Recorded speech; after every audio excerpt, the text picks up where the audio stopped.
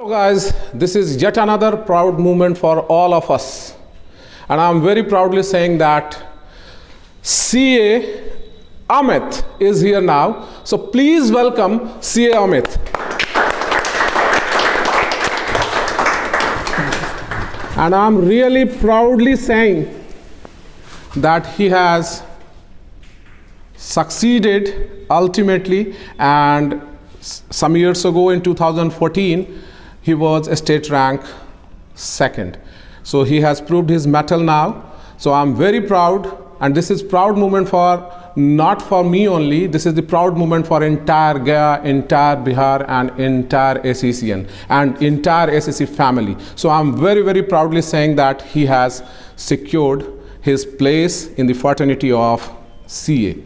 And further we will discuss with him, and some of the CA foundation students are also along with us, and definitely it is proud moment for them also, and definitely they will receive some tips from that particular guy also, because he has spent a vast journey of completion of this very particular course 2015, and this is 2021. So please, once again I would request you all to give him a very big hand. So please.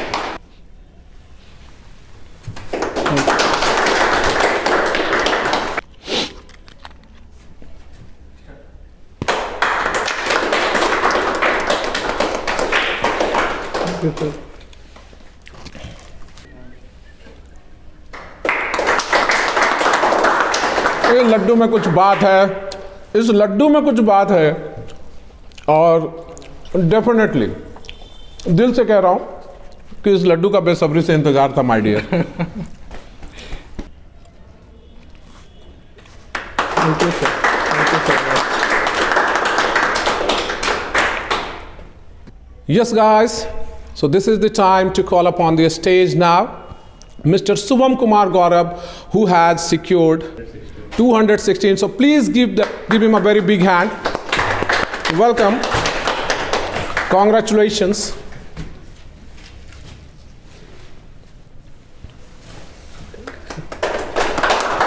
And yet another success story has been written by my beloved Anand Poddar, who was also holder of rank 1 in his school, and now he has also proved his mettle. So please welcome Anand Poddar. 305, 305 he has secured. So well done Anand.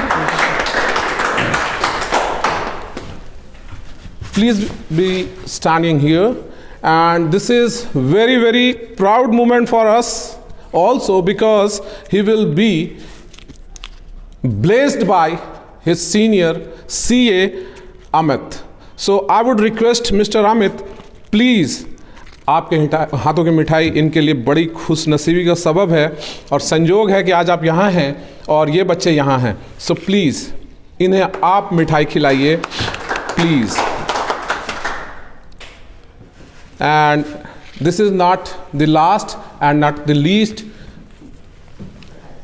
As you know कि जो ACC की प्रथा है, उस प्रथा के मुताबिक इन्हें सम्मान में जो ACC की मोमेंटो दी जानी है. So please Anand.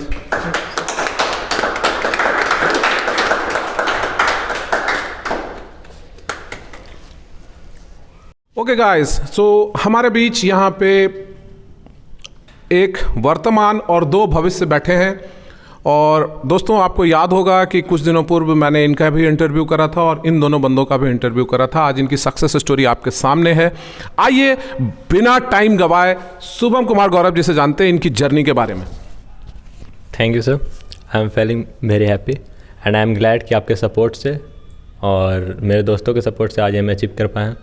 I am dedicating to this my family and you and my friends also.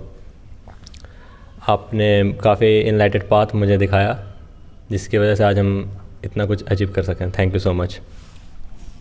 In between CA foundation clear करके हमारे बीच आनंद पोद्दार भी मौजूद हैं यहाँ पे. 305 इनका मार्क्स है और ये स्कूल में भी रैंक 1 थे अपने स्कूल के. तो इन्होंने भी अपनी प्रतिभा का लोहा मनवाया है और राष्ट्रीय स्तर की एक परीक्षा को इन्होंने क्वालिफाई किया है. सो मैं इनसे भी जानना चाहूँगा कि इनकी इस जर्नी में किनका योगदान रहा और इनकी पढ़ाई के पीछे की स्ट्रैटेजी क्या थी और ये क्रेडिट किनको देना चाहेंगे? So please mister Anand. Thank you sir. मेरी पढ़ाई में मैं सबसे ज़्यादा क्रेडिट आप ही को देना चाहूँगा, क्योंकि जब हमें कुछ कॉमर्स के बारे में पता नहीं था तब मैं आपके पास आया और आपने मुझे सब कुछ बताया। अगर मैं किसी और टीचर के पास जाता तो मुझे नहीं लगता कि उतनी अच्छे से कॉन्सेप्ट बिल्ड हो पाती जितनी अच्छे से आपके थ्रू हो पाई है। और स्ट्रेटेजी की जहाँ तक बात है तो मैंने बस करता चला गया, कुछ सोचा ही नहीं तो होते कि चली गई। Thank you very much. एक बहुत ही बड़ी बात है, हमारे बीच यहाँ पे सीए अमित मौजूद हैं और इन बच्चों के लिए भी एक स्वर्णिम अवसर है, हम सब के लिए बहुत बड़ा प्राउड मोमेंट है। इन्होंने जस्ट अभी जो लेटेस्ट एग्ज़ाम सीए की हुई है उसमें ये क्वालिफाई हुए हैं और इनके बारे में भी बताना बेहद ज़रूरी है दोस्तों आप सभी को। रीज़न कि इन्होंने 2014 में स्टेट रैंक 2 हासिल करा था और इनके कलीग जो कि वो भी एक चार्टर्ड अकाउंटेंट हैं, अविनाश कुमार, रैंक 1 थे और उन्होंने भी अपना लोहा मनवाया और पूरे हिंदुस्तान के लोगों को, पूरे राज्य के लोगों को, जो लोग उंगली उठाया करते थे कभी कि भाई बिहार के जो रैंकर्स होते हैं वो क्या होते हैं, तो इन्होंने ये चीज़ साबित करा है और इनके लिए एक जोरदार ताली तो बनती है दोस्तों कि इन्होंने बिहार का लोहा मनवाया है और बिहार के कॉमर्स जो रैंक होल्डर्स हैं इन्होंने ये बात साबित की है कि कुछ भी मुश्किल नहीं है अगर तबीयत से ठान लिया जाए। तो आइए इनसे भी जानते हैं कि इनकी जर्नी, इनके सक्सेस स्टोरी के पीछे क्या है। So please Amit. Thank you so much sir for your kind words. यही आपकी जो वर्ड है हमको हमेशा मोटिवेट करते रहा है। हम 2012 में ज्वाइन किए यहाँ पे, तो 2013 और 2014 में मेरा सीपीटी क्लियर हुआ और उसी साल रैंक भी आया। उस समय उतना मुझे सीए के बारे में एक्चुअली पता नहीं था, बस पता था कि हाँ सीए करना है। जैसे जैसे टाइम बीतता गया, over the period of time चीज़ें समझने आने लगी और पढ़ाई से ज़्यादा क्या है, और भी बाहर में लोग फिजिकली तो प्रिपेयर होना ही है, हम लोग को मेंटली भी वहाँ पे प्रिपेयर होना पड़ता था। पढ़ाई के साथ साथ और भी बहुत सारे चीज़ें आती थे जो कि हम लोग को मैनेज करना पड़ा। और उसके बाद फिर आर्टिकलशिप शुरू, आईपीसीसी हम लोग दिए, आर्टिकलशिप चला। उसके बाद फिर जब हम लोग एग्ज़ाम का लीव लिए, वहाँ पे जो पढ़ाई जब स्टार्ट किए तो लगा कि क्या है, समंदर है ये, हम कैसे उसको अचीव कर पाएंगे। मतलब हम जब आँख बंद करते थे तो लगता, नींद नहीं आता था, अभी हमको सोना नहीं है, अभी और हम थोड़ा पढ़ लेते हैं तो शायद हम कुछ और ज़्यादा कवर कर पाएंगे। तो आँख बंद करने से सिर्फ समंदर ही दिखता था, हम कहाँ जाएं। तो बस एक फिर उसके लिए एक प्रॉपर प्लान बनाए कि किस तरह से इस चीज़ को अचीव किया जाए। फिर जो ओवरऑल चीज़ था उसको टुकड़ों में मैं बांट दिया और एक over the period of time में कि हमको इतना अचीव करना है। तो वो चीज़ धीरे धीरे वो चला गया। लेकिन फिर क्या हुआ कि कुछ समय के बाद लगा कि नहीं, अभी तो हम 20% ही किए हैं, 1 महीना निकल गया, अब कुछ और करना है। तो फिर उसको इम्प्रूवाइजेशन जो करना था वो करते वो चीज़ आया एग्ज़ाम के नज़दीक। फिर उस समय भी एक डर कि अभी भी मेरे पास 8 पेपर हैं, हम एग्ज़ाम के समय में लिख पाएंगे कि नहीं लिख पाएंगे, जो चीज़ पूछा जाएगा हम बता पाएंगे नहीं बता पाएंगे, वो सब चलता रहता था। मतलब नींद जो बोलते हैं, रात को जब सोने जाते थे तो वो तो आती नहीं थी आराम से। तो फिर भी चलो वो चलता गया। बस एक चीज़ है, कंसिस्टेंसी और एक प्रॉपर प्लानिंग, क्योंकि प्लानिंग सीए कोर्स में बहुत इम्पॉर्टेंट है। बिना उसके हमको नहीं लगता कि वो चीज़ निकल पाएगा। एक प्रॉपर डायरेक्शन जो मिलना चाहिए। हम लोग का जो कलीग है वो तो साथ में है ही है, हम लोग का जो सीनियर है ऑफिस का हो या और भी ट्यूशन्स का हो, तो वो सब से हम लोग टाइम टू टाइम लेता रहता था एडवाइस कि हम इस ट्रैक पे हैं तो हम ठीक जा रहे हैं कि नहीं जा रहे हैं, अगर हम इतने दिन और ये चीज़ किए तो होगा कि नहीं होगा। फिर अपने अंदर का डर बताते थे कि हाँ भाई ये चीज़ है, हमको ऐसा लग रहा है। तो वो बोला कि ये चीज़ होता है, नॉर्मल है, डर, अगर डर ख़त्म हो गया तब तो फिर सीए ख़त्म, सब कोई सीए बन जाएगा और सब कोई सीए निकाल लेगा। तो बस एक कंसिस्टेंसी, प्लानिंग और एक प्रॉपर गाइडेंस, ऐसा कभी भी फील नहीं करना चाहिए जो हमारे से जूनियर है या हमारे सीनियर है, ईगो पे तो कभी नहीं लेना चाहिए ये कोर्स में, क्योंकि ये कोर्स कब किसको सीनियर बना दे, कब किसको जूनियर बना दे, ये कोई नहीं जानता। तो एक गाइडेंस और एक प्लानिंग और जो उसका एग्जीक्यूशन है, प्लान के साथ साथ हम लोग को एग्जीक्यूशन भी करना होगा। साथ ही साथ जो एनालिसिस का जो बात आता है, जब हम लोग प्लान को एग्जीक्यूट कर रहे हैं तो उसको एनालाइज भी करना है कि हाँ, जो हम डायरेक्शन, जो हम चीज़ सोचे थे, जो चीज़ सोच कर हम प्लान किए थे, हम वहाँ तक पहुँच पा रहे हैं कि नहीं, और हमको उसमें और एफर्ट लगाना है।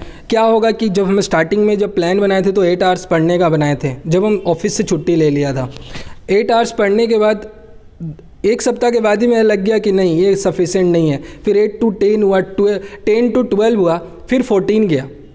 उससे ज़्यादा हम बढ़ाना चाहें तो फिर वो क्या हुआ, एफिशिएंसी जाने लगा। तो एक प्रॉपर नींद भी चाहिए, जब तक वो प्रॉपर स्लीपिंग नहीं होगा तो फिर माइंड क्या है कि वो चीज़ रिटेन नहीं कर पाएगा। हम लोग को क्या है, साथ साथ में चीज़ को पढ़ करके रिटेन भी करना होता है, और एक प्रैक्टिकल अप्रोच भी होना है। फाइनल लेवल आते आते क्या है, वो डायरेक्ट क्वेश्चन नहीं पूछते हैं what is this, how is this, तो वो चीज़ तो होता नहीं है। प्रैक्टिकल एक्सपोजर होना चाहिए, तो उसके लिए हमारे आर्टिकलशिप है, और प्लस प्रैक्टिकली जितना भी हम लोग का इन्वायरमेंट में चल जो भी न्यूज़ चल रहे हैं वो भी इम्पॉर्टेंस होता है, खास करके जो हमारा फैटर्निटी है, सीए फैटर्निटी है, हाँ, रेलेवेंट मैटर्स है। उससे क्या होता है कि एग्जाम्स में क्वेश्चंस आने का चांसेस बढ़ जाते हैं। वो चीज़ कुछ यूज करे ना करे कि वो न्यूज़ छाप कर उठा कर दे दे, ऐसा नहीं होता। हम अभी एक लेटेस्ट एग्जांपल बता रहे, अभी कोविड का ही समय था, एक हम लोग का पेपर था कॉस्टिंग, स्ट्रेटजिक कॉस्ट मैनेजमेंट। उसमें एक चैप्टर है प्राइसिंग बोल करके कि किस सिचुएशन में क्या प्राइसिंग होगा। तो एक कोविड से रिलेटेड डाल दिया कि कंपनी है, कोविड का टाइम चल रहा है, उसको प्रोडक्ट सेल करना है, वो कौन सा प्राइसिंग स्ट्रेटजी लगाएगा। तो ये सब चीज़ क्या है कि बुक्स में तो हमको कहीं नहीं दिया हुआ था, वहाँ पे फिर प्रैक्टिकली जो चीज़ होना चाहिए, जो कॉन्सेप्ट हमने पढ़ा है वो सब चीज़ लगा करके, हाँ, तो साथ ही साथ हम लोग को इस चीज़ से भी अपडेटेड होना होगा। और बाकी जो अपना पढ़ाई है, हार्ड वर्क है, पेशेंस तो नो डाउट चाहिए ही। अपने सीए लिए हैं तो पेशेंस चाहिए। एक पॉइंट ऑफ टाइम पे कभी कभी लगेगा कि अब यार कितना करे, अब नहीं होगा, बस अब हो गया, लेकिन नहीं, जब ये चीज़ आने लगे तो ठीक है, थोड़े टाइम का ब्रेक ले लो, लेकिन हाँ, उसको फिर से कंटिन्यू करना। सर ज़्यादा ये तो इसके लिए मैं बहुत कुछ बोल सकता हूँ, लेकिन बस इन नट सेल हम अगर कंक्लूड करें तो जो भी मेहनत है, एक प्रॉपर कॉन्सेप्ट होना चाहिए कि हाँ क्या है, जो बिल्ड हुआ अग्रवाल कॉमर्स कैरियर में ही, वो आज भी हमको हेल्प करता है कहीं ना कहीं। बहुत जन होते हैं जिनका अभी भी ये चीज़ हिला हुआ रहता है, जो चीज़ हम इनसे सीखे हैं।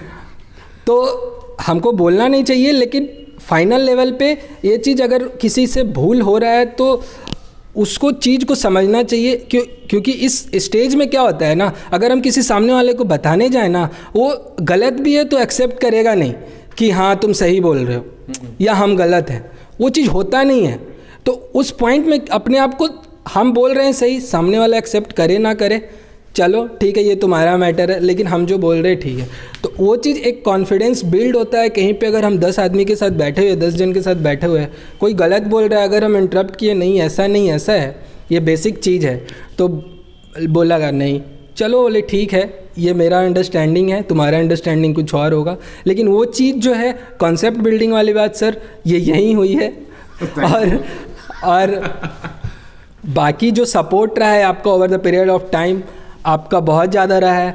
मेरे मम्मी पापा हैं और दोस्तों को मैं तो भूल नहीं सकता, वो तो जान है मेरे, उसके बिना तो हम पूरे अधूरे हैं। तो सर मैं और क्या बोलूँ, थैंक यू सो मच, बहुत बहुत धन्यवाद। देखिए क्या कोइंसिडेंस है, मैं तहे दिल से पहले तो इनको धन्यवाद देना चाहूँगा, अमित को, और चंद एक दो छोटे छोटे सवाल और हैं इनसे। लेकिन एक बड़ी बेहतरीन बात यहाँ पर अभी हुई है और आप सब इसके गवाह बन रहे हैं सर। एक बंदा जो कि इस पर्टिकुलर कोर्स का एपेक्स यानी कि फाइनल क्लियर करके बैठा हुआ है, इंस्टीट्यूट की मेंबरशिप ले चुके हैं, और 2 बंदे ऐसे हैं जिन्होंने कि अभी पहले स्टेज को पार किया है, first stage, the very first stage of being a chartered accountant. तो इनकी फीलिंग, इनका एक्सपीरियंस इतना बेहतरीन जो अपॉर्चुनिटी है, इस अपॉर्चुनिटी को इनसे तो खैर इनको बहुत कुछ सीखने को मिलेगा of the track, of the line. ये बहुत सारी बातें इनको बताएंगे, टिप्स इनको मिलेगी ही मिलेगी, डेफिनेट है। और चूंकि ये यहाँ के हैं तो इनकी जो भाई एक भाईचारा और एक भाई, छोटे भाई हो गए, तो इस लिहाज से आप लोगों के तो समझ लीजिए ये गार्जियन भी हैं, ठीक है। आपको लाइफ टाइम मिलता रहेगा, it's my firm belief, unless until आप कुछ मैल प्रैक्टिस ना करें, क्योंकि उसमें ये कभी खड़े नहीं होंगे। तो उम्मीद नहीं है कि आप लोग ऐसा कभी सोचेंगे भी सपने में, मुझे तो उम्मीद नहीं है। मैं चंद 1-2 छोटे छोटे सवाल करूंगा, छोटे से सवाल हैं जो कि आप लोगों के लिए भी काम के होंगे शायद, और जो व्यूअर्स हैं हमारे उनके लिए भी ये काम के हो सकते हैं। अमित से मैं पूछूंगा क्योंकि इनके पास वास्ट एक्सपीरियंस है।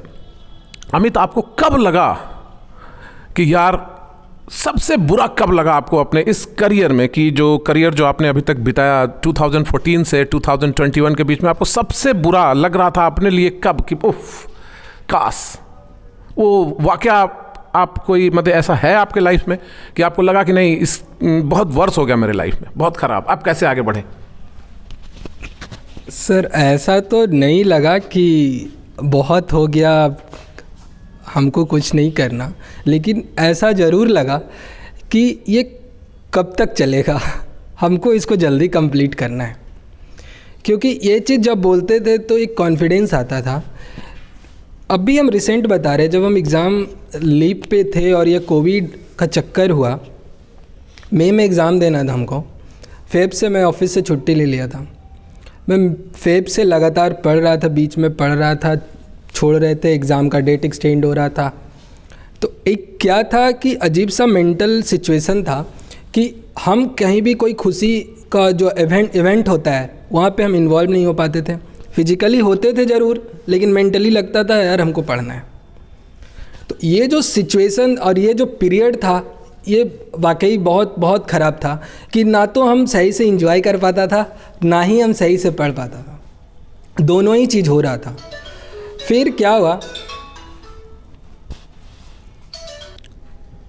फिर हम लोग वहाँ एक टाइम चल रहा था, कन्फ्यूजन बहुत था, पढ़ना है अभी क्या करे, तो बहुत सारा और भी हम कोर्सेज़ करने का कोशिश किया, लेकिन उसमें क्या हो रहा था कि कुछ ना कुछ कहीं ना कहीं लग रहा था हम डिस्ट्रैक्ट हो जाएंगे अपने पढ़ाई से। तो वो चीज़ छोड़े। 1-2 बार मैं फेसबुक लाइव आया ICI के साइट पे, उसके लिए भी प्रिपरेशन किया। फिर जब एग्ज़ाम नज़दीक आते जा रहा था नवंबर का, तो हम अगस्त या सितंबर में चला गया कोलकाता, क्योंकि यहाँ पे पढ़ाई हो नहीं पा रहा था। वहाँ जाने के बाद फिर स्टार्ट किया, चला पढ़ाई चला सही से। फिर जब एग्ज़ाम का 10 दिन बचा था मेरे पास, तो उस समय लग रहा था कि हम पूरा समय वेस्ट कर दिए, हमको पढ़ लेना चाहिए था। और एक फीलिंग वो आया कि अब हमसे नहीं होगा लगता है। तो उस समय हम अपने आप को दोषी मान रहे थे कि इतना समय तुमको मिला है अमित, तुम वेस्ट कर दिया, अगर तुमसे इस बार नहीं निकला तुम कहीं का नहीं रहोगे। ये चीज़ मेरे अंदर चल रहा था। तो फिर वो चीज़ बोले कि ठीक है, वो चीज़ एक दिन पूरा मेरे को परेशान किया, कुछ भी नहीं करने दिया। तो फिर हम एक ब्रेक लिए, फिर स्टार्ट किए, वो चलता रहा। फिर उस समय एक पीरियड ऐसा होता है कि ना तो नींद आएगा, ना तो भूख लगेगा, कुछ भी नहीं होगा। ये बस फील किया जा सकता है जस्ट डे बिफोर एग्ज़ाम और सम डेज़ बिफोर एग्ज़ाम। तो नींद भी नहीं हो रहा था, पूरा चलता रहा। तो जब मेरा एग्ज़ाम चल रहा था, लास्ट 2 एग्ज़ाम बचा हुआ था, डायरेक्ट टैक्स का और इनडायरेक्ट टैक्स का, रात का 3 बज रहा था, आँख मेरे जल रहे थे। हम बोले अब हमसे नहीं होगा, हम सो रहे हैं। तो फिर एक अंदर से ये आवाज़ आया, पता नहीं क्या, कि अमित हो सकता है ये तुम्हारा आखिरी रात हो, ये तुम्हारा आखिरी रात हो। तो फिर वो जो चीज़ था, लगभग 4 बज गया, हम सोए, नींद तो आया नहीं। 6-7 बजे फिर से उठे हम, एग्ज़ाम का समय था, 2 बजे का एग्ज़ाम था हम लोग का। और डायरेक्ट टैक्स ऐसा चीज़ है, अभी हम बोलेंगे तो शायद लगेगा कि क्या ही बोल रहा है, कितना भी पढ़ लो कम है। ये सब हाँ, डायरेक्ट टैक्स ऐसा चीज़ है। मेरा 2 बजे का एग्ज़ाम है, नॉर्मली हम 12 बजे तक पढ़ाई छोड़ देते थे हर एग्ज़ाम में, अभी तक जितना हुआ।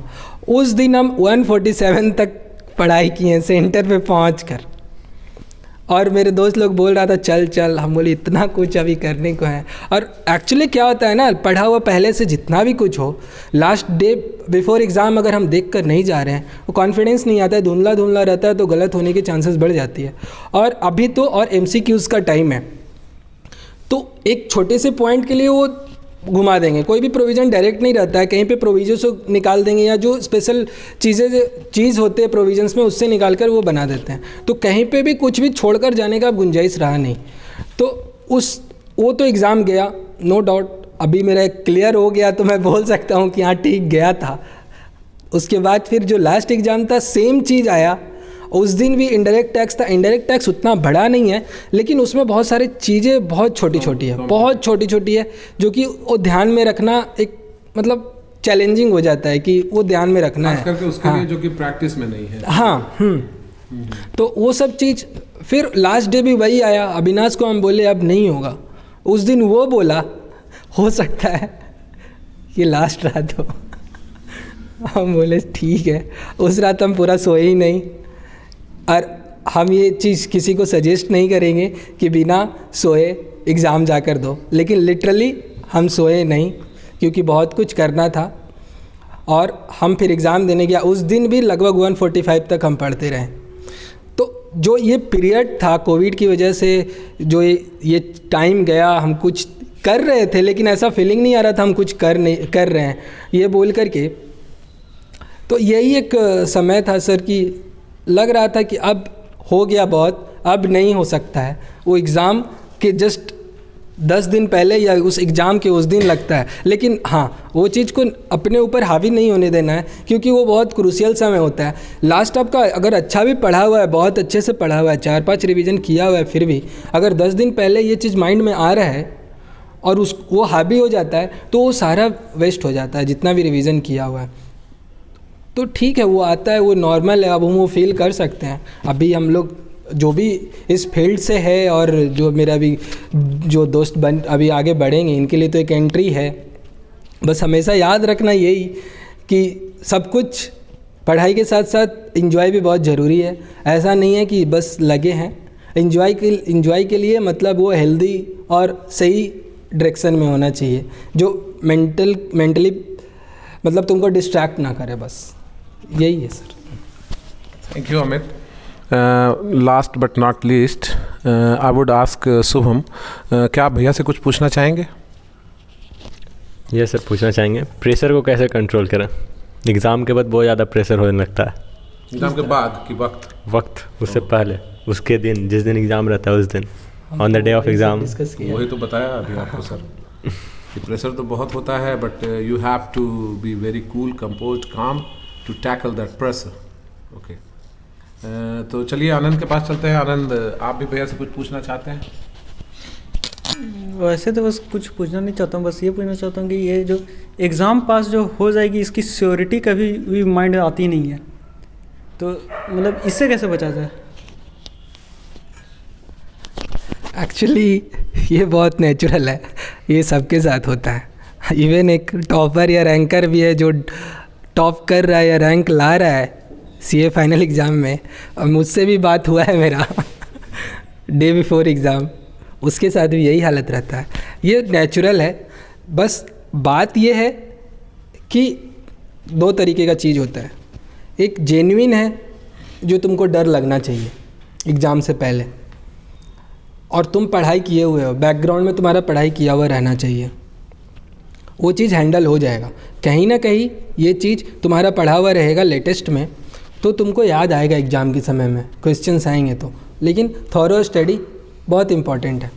अगर वही चीज़ तुम्हारा उल्टा हो गया कि बैकग्राउंड में तुम्हारा प्रिपरेशन नहीं है, तो वो फिर उसका कुछ नहीं कहा जा सकता।